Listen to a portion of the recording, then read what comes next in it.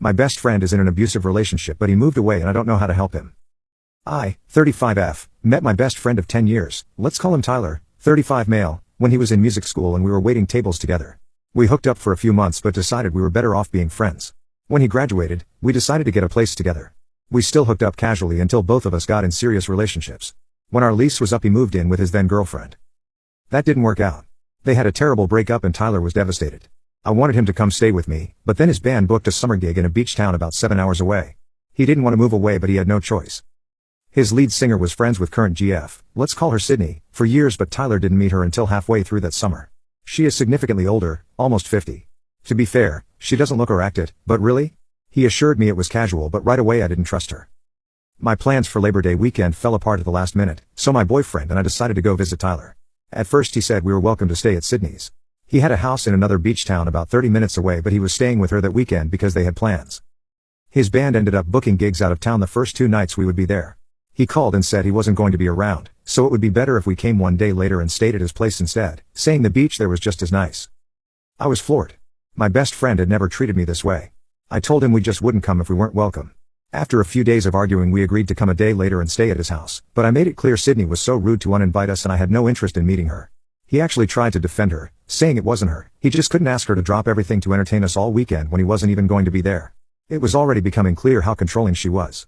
Since Tyler wasn't getting back until late at night, the plan, clearly her plan, was for us to meet them the next morning at a brunch event. When we arrived, they were already at a table full of people eating and drinking Bloody Marys. It was clear Sydney was expecting us to join them, but we were not there to hang out with people he would never see again after he moved home. I pulled Tyler aside and said my boyfriend was uncomfortable with their friends wearing bikinis and funny costumes and we were going to sit at a table across the room. Sydney was not happy that he left them to come sit with us. Tyler was visibly upset that she was being so awful. He was so distracted he barely listened when I was trying to fill him in on everything he missed over the summer. When the event started and it was getting really crowded, I said we needed to go somewhere quiet so we could have an actual conversation. We found a diner down the street that wasn't loud or crowded and I finally got to catch him up on everything we'd been doing. It wasn't enough that Sydney tried to ruin our day, but that night she wanted to go see their friend's band playing one town over. Tyler took her side, saying he never gets to see other bands because he's always playing. We had no choice but to go. When we got there I followed Sydney into the bathroom to warn her he was on the rebound and couldn't handle a relationship. She blew me off, saying she had no agenda and they were both on the same page. As if she knew my best friend better than me. My boyfriend did not like the band, and after the first set, I told Tyler we'd had enough. Sydney offered to pay for an Uber so he didn't have to leave. Huge red flag. I told Tyler that just because she was older and successful, he shouldn't let her control him with money, and we were his guests so he needed to drive us to where we were staying. Sydney refused to leave and said she would just ride home with the band. Again, no manners, but I was glad to have a chance to talk to him about how manipulative and entitled she was acting, and how worried I was. He defended her again, saying they'd had these plans for weeks. I said she should show more respect for his best friend who had driven all this way, and I was right about not wanting to meet her. He was supposed to move home when his lease was up, but his band booked a few more gigs so Sydney asked him to stay at her house. So much for having no agenda. When he finally moved home about 3 weeks later, I thought their summer fling was over, but it turns out she had invited him on a trip to the Caribbean with some friends, and he had invited her to come visit him for a few days. But she was going to Europe in a month and all the times before that when she could visit, I already had plans with Tyler. He took her side again, asking if we could reschedule, but I told him he had already blown me off for her once by letting her dictate everything when we visited and I wouldn't put up with it again. He didn't mention her for a while after that, so I thought I had gotten through to him, but a few months later his band played in the city she lived in, not the beach. I guess the lead singer called her and she invited the band to stay with her. I told Tyler to get a hotel room so she couldn't start her BS again but he said he could handle it. It was supposed to be for the weekend but he didn't come home for a week. It's not like him not to check in. Suddenly the Caribbean trip was back on. I was really worried at that point but I was not prepared for what happened next. The other couples had issues with COVID tests, so it was just the two of them. A little too convenient. I'm not sure there was ever a group going. I think this is when Tyler got confused and started thinking of it as a real relationship with a future. When they first got there, Tyler was texting me back the normal amount but soon his texts came back slower and slower.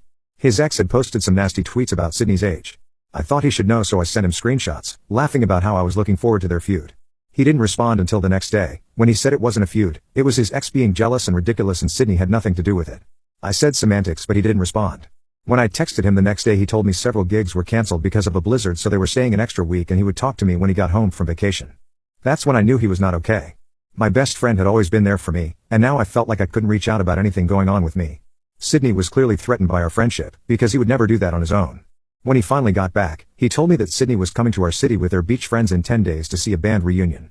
She claimed she bought her plane tickets during the time they weren't talking, but it was obviously a ploy to get him back. He invited her to stay with him after the weekend so he could introduce her to his parents and show her around our city. Obviously her plan worked. His band went back on the road so I didn't see him for another week. We made plans to go out but I got called into work.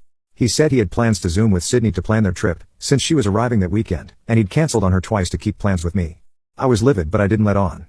I calmly explained that I needed him. I hadn't talked to him in weeks and it was really important that I get to spend some time with my best friend. When he got to my place, he said he could only stay out for a couple of drinks, then he was going home to Zoom with her. I asked what she wanted that was so important, and he mumbled about changing her plane ticket, coordinating dinner with his parents, and making arrangements for everything else they were going to do. This was the last straw. I started screaming that Sydney was a grown-ass woman who shouldn't need him to hold her hand, and she was blatantly manipulating him. That isolating him from his friends is a sign of abuse. I said I knew he would never tell me not to text him and I knew she made him say it. She had probably stolen his phone, and she was obviously a complete nutjob who couldn't take a hint. He didn't defend her, he just apologized and asked why I didn't text him if I needed him. As if I would do that when he clearly had better things to do. We went to a bar and I finally got to tell him everything going on with me. I forbid him to look at his phone. If she can do it, I can do it.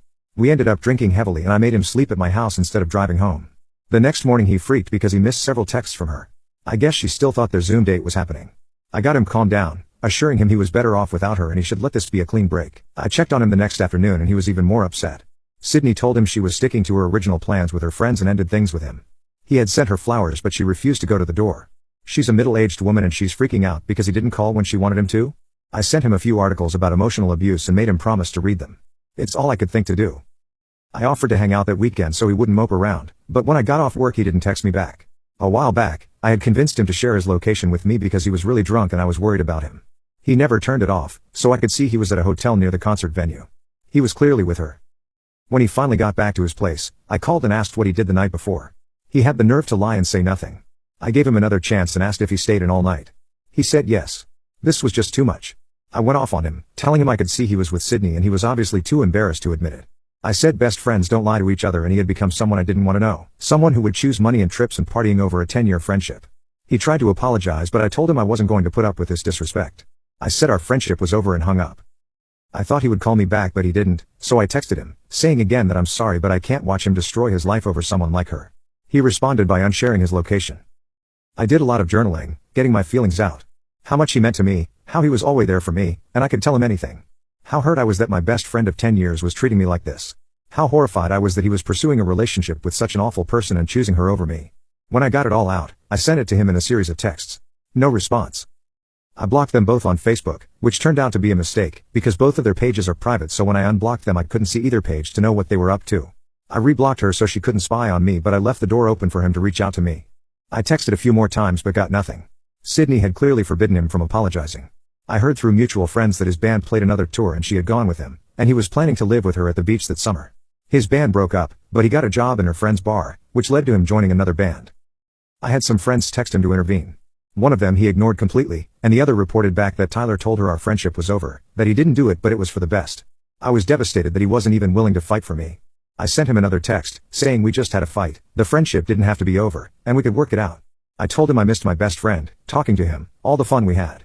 But she had obviously made him choose. I sent him one more text saying I was worried he'd been brainwashed and to please let me help him get his own life back. No response. It's been months since I sent that last text. His new band doesn't play in our city but he brings her home for holidays and other events. People tell me when they see them out, but obviously she's too threatened to let him contact his old friends. He's completely isolated now. Reaching out to his family won't help. I don't really know them. They have accepted her into their lives because they clearly don't see her for who she is. Has anyone experienced this? Is he too far gone? Do I have to wait for him to hit rock bottom before I can get my best friend back?